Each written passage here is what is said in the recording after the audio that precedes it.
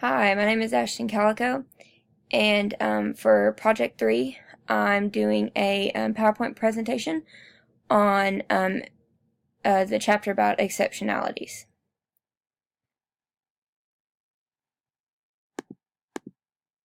Okay, so here's some quick facts about that I read within the chapter. So 54 million individuals in the U.S. have some type of disability. 10% of students, that comes to 6 million, receive special education services. Labeling, they talked a little about labeling. Labeling can have connotations and stigmas, and it can impact the relationships and how other students see those students who have a disability. But labeling is necessary for funding and services. So it's got good and bad to it. And then there are 3 million gifted and talented students in the U.S. Okay, so here's a little bit about the history part. People with disabilities, it's kind of like it was paralleled with like the oppressed ethnic groups. The treatment has been, and it's also been associated and questionable with respect to their civil rights. And it had a lot of the treatment had a lot to do with how the socioeconomic conditions were of the time. So a few of these were the board cases that not only helped, sometimes they helped with ethnic or racial groups, but they also brought attention to people who had the disability. So the first one was the Brown versus Board of Education. This is like guaranteeing equal educational opportunity for all students. So that includes those with disabilities. Then you have the PARC versus the Commonwealth of Pennsylvania. And that was when all children ages 6 to 21 were to be provided a free public education. And then the Mills versus Board of Education. This is when the District of Columbia schools were to provide a publicly supported education to all children with disabilities. So there's been a lot of cases that have happened that have set the tone and pace for, I mean, and I'm not saying like it's perfect. Our education system isn't perfect, but I think we have come a long way in providing what we should be doing for kids who have these exceptionalities. I think we've come a long way since even 20, 30 years ago. Okay, so here's a little bit about the legislation part. So the first thing, these are just some acts that were put in place and what these acts contain. So the Section 504, this prohibits exclusion from programs on individuals' disability. But exclusion is allowed under certain circumstances. And then you have the Public Law 94-142, that is free and appropriate education for all children with disabilities ages 3 through 21. And education is in the least restrictive environment. Then there's the IEP, which is the Individualized Educational Programs. I have about 5 students in my classroom right now who have an IEP plan. Then you have American with Disabilities Act. This is to end discrimination against individuals with disabilities in the employment, the public service, public accommodations, transportation, telecommunications. So this is when they're, just out of school in that adult life. This is where this act comes into play. And then you have the Individuals with Disabilities Education Act, the IDEA. These are the amendments to Public Law 94-142. One of the amendments to that was that the addition of students with autism or traumatic brain injury, they were added to the Public Law 94-142. So then there's also the part that got added of where you have a transition to IEPs. In 1997, they amended that there should be more parental role, and also this procedural safeguards to discipline. And then in 2004, you have an RTI, which is response to intervention, and also employing highly qualified teachers.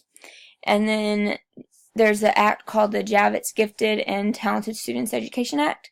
This was passed in 1988, and it is the only federal program dedicated to gifted and talented students, which actually, this was very new to me, and this was something that kind of like blew my mind a little bit, because in my head I'm going, wow, it's been 30 years since there's been a federal program that is helping our gifted and talented students.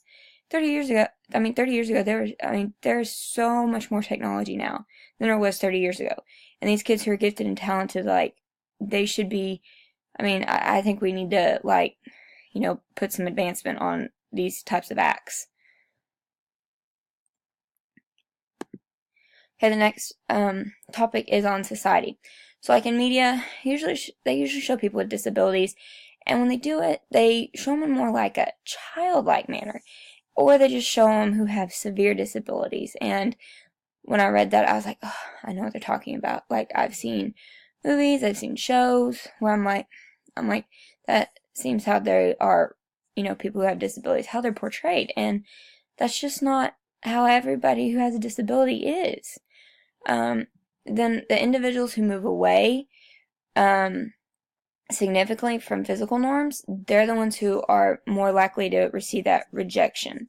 Then the stereotyping individuals, because it still happens. We're trying to push so far away from it, and I know we're all trying to work better at it, but it still happens today. So stereotyping individuals with disability, that denies them their rightful place in society.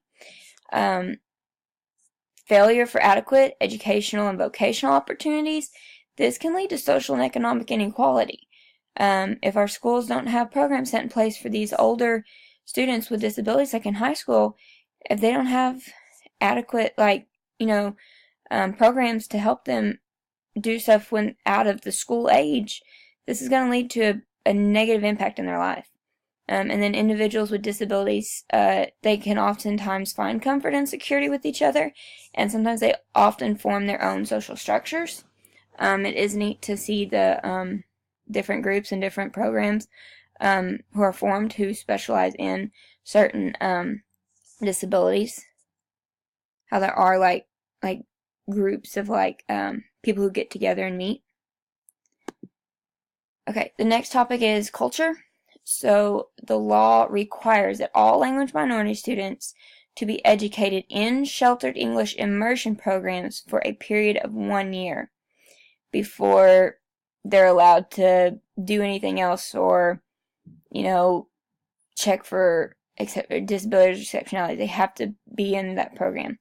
Then there's also an overrepresentation of ethnic minority students in special education, and this is a pretty big issue. And this can cause 3 problems. So there's negative effects of labeling. Once again, that comes in with the minority groups as well. The placement in isolated and restrictive settings. If these students aren't around the language that we're trying to teach them in the first place, they're in a very restrictive setting, they're not going to pick it up very well. So we have to make sure that, that's another issue of it. And then it's also ineffectiveness of services in some settings. Some of these students who are being put in, special education classes, but really it's just a language barrier, they're not getting what they need.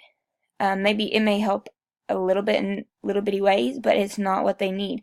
And, I can relate to this. I have somebody in my class, who,